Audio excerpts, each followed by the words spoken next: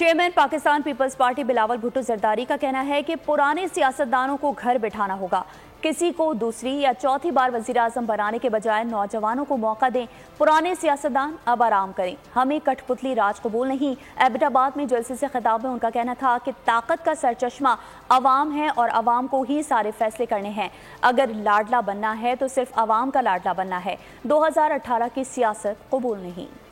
اس سے بہتر کہ ہم کسی کو دوسری بار وزیر اعظم بنا دے یا کسی کو چوتھا بار وزیر اعظم بنا دے، ایک بار موقع دیجئے۔